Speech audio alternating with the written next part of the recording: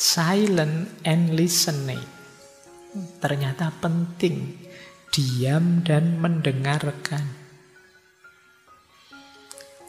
Jadi kata Foucault begini, dalam sejarah filsafat, setelah eranya Socrates, Plato dengan akademianya yang itu kuat sekali di dialog, belakangan kemudian muncul dorongan gaya pendidikan baru yang sifatnya bukan dialog, tapi monolog. Guru ngomong, ceramah, muridnya mendengarkan dan diam. Oh, ini kuat sekali juga di abad tengah. Yang sekarang kita kritik habis-habisan, mosok ngajar kok cuma ceramah saja. Tapi ini cara pandangnya agak berbeda. Kata Foucault di situ, bahkan Pythagoras itu di kalangan murid-muridnya, dia punya rumus, murid selama 5 tahun harus diam saja. Diajari dulu. Mereka tidak boleh tanya dan bicara. Bukan urusan pasif atau aktifnya, tapi latihan mendengarkan itu jauh lebih penting. Jadi kunci kamu pinter pertama itu pinter mendengarkan. Jadi latihan mendengarkan yang kritis. Latihan sambil mendengarkan, oh ini ada yang disembunyikan. Oh ini kata-kata apa adanya. Bahkan itu ada tulisan judulnya Risalah Plutarch. Di Plutarch itu ada istilah setelah sekolah kita harus mendengarkan sepanjang masa dewasa kita. Jadi listening skill itu kunci. Jangan kesusu ingin ngomong. Dengarkan dulu, serap dulu sebanyak-banyaknya. Justru kalau kita ada orang ngomong, kita ingin balas ngomong reaktif, secara tidak sadar kita di bawah kendali orang lain. Tapi kalau kita diam, kita tidak ditelan oleh dia yang ngomong. Bayangkan ada temanmu ngomong panjang, kamu dengerin saja terus. Dia maunya kita respon, tapi kita dengar saja. Terus terakhir-terakhir kita cuma ngomong, sudah, ya sudah. Kamu tidak jadi dikuasai oleh dia kan. Coba kamu ngomong, kamu balas. Dia ngomong, kamu balas, ya sudah. Kamu sudah larut dalam pancingannya. Maka di antara teknologi diri, ayo latihan mendengarkan. Diam, latihan mendengarkan. Ini jadi kunci. Di situ kita mengupgrade diri kita. Kata Foucault ini loh. Ini perannya diam dan perannya mendengarkan. Diam berarti kita refleksi, mikir, otak kita jalan. Kemudian diam juga berarti kita mengendalikan diri. Kita tidak terseret orang lain, kita tidak reaktif. Bahkan kata Foucault, diam itu bisa saja termasuk strategi resisten. Kita melawan. Karena ada banyak perlawanan dengan diam. Jadi kita diperintah, dimarahi, ditegur, dikritik, diapain, kita diam saja. Sebenarnya ini strategi kita melawan, kita tidak setuju. Jadi diam itu bisa perlawanan, diam juga bisa pengendalian diri, bisa juga momen untuk kontemplasi, juga sekaligus momen untuk menciptakan diri kita. Jadi ketika kita diam, sebenarnya kita menegaskan, aku bukan kamu. Aku versiku, terserah kamu mau apa.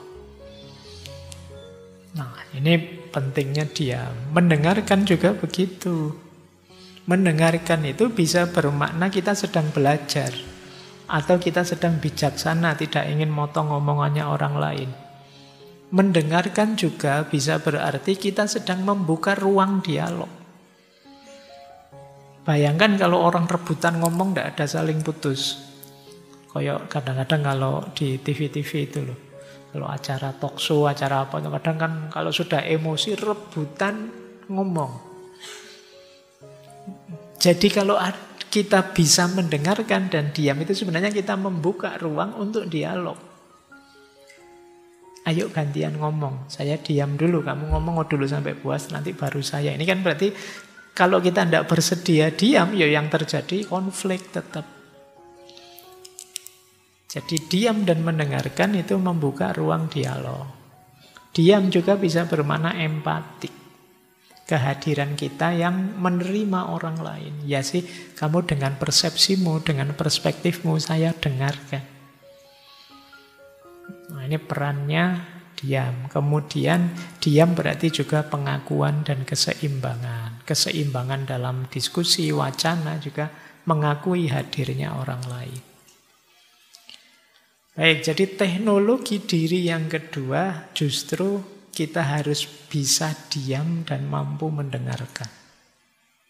Jadi setelah tadi yang pertama introspeksi diri, melihat ke dalam bila perlu ditulis, sekarang diam dan mendengarkan. Lanjut. Kok isinya seperti ini ya Pak? Karena ngambilnya dari filsafat dan tradisi spiritual.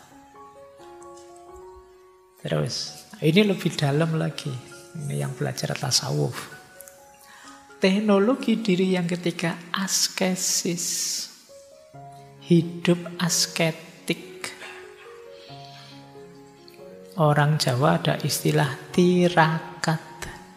Dalam Islam ada riyadhah. Apa maksudnya? Askesis itu cara kita membentuk diri dengan latihan-latihan tertentu yang melibatkan tubuh, pikiran, jiwa. Kita tafakur, kita meditasi, kita latihan ini, latihan itu. Untuk ini namanya hidup askesis. Ya memang pahit sih, ya memang berat untuk dilakukan, tapi memang ini untuk membentuk diri kita. Jadi kata Foucault dulu zaman Yunani kuno, hidup askesis itu latihan bijaksana, mencari kebenaran, mencari kebijaksanaan. Jadi orang menarik diri untuk refleksi, kontemplasi, kemudian saling berdialog. Jadi tirakatnya tirakat untuk mencapai kebijaksanaan, kebenaran, kebajikan. Cuma setelah datang agama, ya termasuk Kristen, mungkin termasuk juga Islam, askesis ini kemudian ganti fokus. Kalau zaman Yunani itu untuk menguasai diri, kalau zaman agama-agama itu penyerahan diri pada Tuhan. Tapi dua-duanya jenis askesis.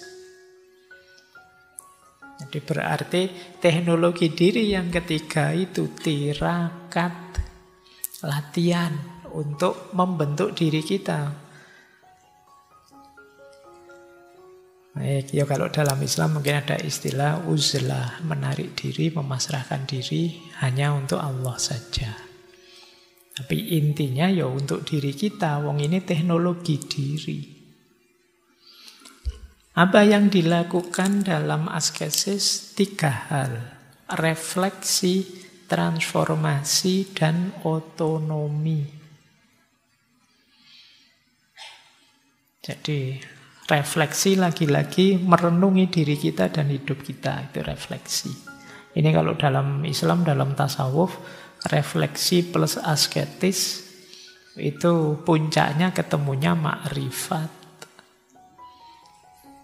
Jadi pengetahuan yang sangat dalam. Kemudian transformasi diri. Jadi membuat diri kita lebih bermakna, lebih bermakna. Kualitas kita lebih tinggi. Karena kita sudah tirakat latihan ini, latihan itu, ya tentu saja kualitas kita lebih tinggi. Dan yang ketiga, otonomi. Kemampuan kita membentuk diri. Jadi kita latihan, kemudian terbentuklah diri kita sesuai yang kita inginkan. Kita sekarang kuat, tidak dipengaruhi ini, tidak dipengaruhi itu. Itulah asketik. Jadi kita ulang ya. Teknologi diri itu yang pertama diawali dari vigilance, mengawasi diri, kemudian menulis. Kemudian yang kedua dengan diam dan mendengarkan. Yang ketiga asketis. Yang keempat confession dan self-disclosure. Pengakuan dan pengungkapan. Ini tentu saja diinspirasi oleh tradisi dalam Kristen kan ada itu pengakuan dosa. Tapi konsepnya tidak sekedar seperti pengakuan dosa. Makanya ada dua jenis, exomologesis dan exagoresis. Yang satu kita mengakui dosa pada Tuhan, pada masyarakat dan berjanji untuk tidak mengulangannya lagi. Ini mirip kayak tobat. Jadi teknologi diri itu kita sadari, kita akui bahwa kita pernah salah, bisa salah. Dan mungkin salah. Tentu saja setelah pengakuan kan mesti perbaikan. Kalau ngaku saja tidak, ya gimana bisa memperbaiki? Kalau di hadapan masyarakat, di hadapan Tuhan itu namanya exomologesis. Kalau di hadapan tokoh tertentu, guru tertentu, dalam rangka biar saya dibimbing untuk jadi lebih baik, itu namanya exagoresis. Tapi mengungkapkan diri dan pengakuan ini penting. Itu tadi, dalam rangka perbaikan diri. Kalau kita tidak ngaku dosa kita, tidak ngaku salah kita, tidak menerima bahwa kita mungkin salah, ya tidak mungkin kita memperbaiki diri. Jadi ini teknologi ini penting. Ya kalau teman-teman punya sakit mental apa, misalnya ke psikolog atau psikiater, itu kan kadang-kadang kita diminta cerita, diminta ngomong apa saja dan kerahasiaan terjamin. Itu mirip seperti pengakuan dosa sebenarnya. Dalam konteks apa? Pengakuan dan pengungkapan ini, confession and self-disclosure ini. Karena salah, dosa, keliru itu kan jadi ganjalan dalam hidup kita. Ungkapkan, keluarkan, perbaiki.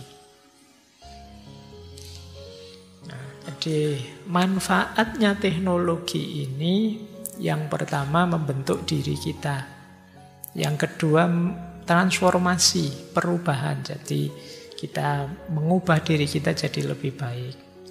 Dan yang ketiga, manifestasi kebebasan kita, subjektivitas kita. Bahwa kita sekarang orang yang menguasai, mengontrol, membentuk hidup kita sendiri. Baik ya, jadi teknologi untuk menuju hidup tenang, hidup bahagia, tujuan-tujuan puncak hidup kita yang disebut teknologi diri itu ada 4 teknik yang ditawarkan oleh Foucault. Silahkan teman-teman coba dicek yang cocok mana. Ini tawaran ya, bisa enggak. Jadi yang pertama kita sebut saja introspeksi diri dan menulis. Yang kedua diam dan mendengarkan. Yang ketiga asketik. Dan yang keempat confession and self-disclosure. Ngaku salah, mengungkapkan diri apa adanya, kemudian memperbaiki diri. Inilah 4 teknik untuk kita bisa hidup tenang dan bahagia, mencapai tujuan-tujuan yang kita inginkan. Baik, sampai di sini masih santun ya teorinya, masih nyambung. Sekarang mulai yang agak ngeronjal-ngeronjal teorinya. Ini mulai agak mikir sekarang tentang kesehatan mental. Menurut Foucault, yang kita sebut sehat mental, waras tidak waras, sehat tidak sehat, itu bukan kondisi objektif, tapi konstruksi sosial yang bergantung pada konteks historis, budaya, dan politik. Seperti saya bilang tadi, ini semacam kesepakatan yang punya kekuasaan, yang memutuskan kalau begini itu sehat, kalau begitu tidak sehat. Kalau ini masih kategorinya waras, nah kalau itu kategorinya tidak waras. Jangan-jangan kalian yang merasa waras itu bisa saja tidak waras kalau kesepakatannya ganti. Gitu loh. Makanya tadi saya bilang kayak dulu Ronggo Warsito. Jadi ketika orang semua tidak waras, ya yang tidak waras ini disebut waras. Mungkin zaman dulu ada perilaku-perilaku yang kalau pakai kacamata sekarang itu tidak normal, itu tidak waras. Tapi di zaman itu ya normal saja, waras saja. Zaman dulu kalau ada laki-laki istrinya ratusan, itu hebat. Ya kan? Dianggap laki-laki, enggak sembarangan orang bisa punya koleksi perempuan banyak zaman dulu. Tapi zaman sekarang, kalau ada orang istrinya poligami saja, mau 2, itu rame sudah dianggap. Jadi standar kepantasannya berubah, standar kenormalannya berubah. Ya. Dulu prinsipnya banyak anak banyak rezeki, maka simbah saya bisa 12, ada yang 14 punya anak. Sekarang kalau ada yang begitu, orang anggapnya, wah kamu itu tidak mikir apa ya, orang akan bilang begitu. Jadi normal tidak normal, waras tidak waras, itu sebenarnya kesepakatan sesuai zamannya saja. Nah, jadi kalau pakai teorinya Foucault ini, kalau kalian merasa tidak baik-baik saja, mungkin santai saja. Mungkin kalian sebenarnya baik-baik saja, cuma standarnya beda. Tidak apa-apa, tidak terlalu gelisah. Nah, ini kata Foucault begitu.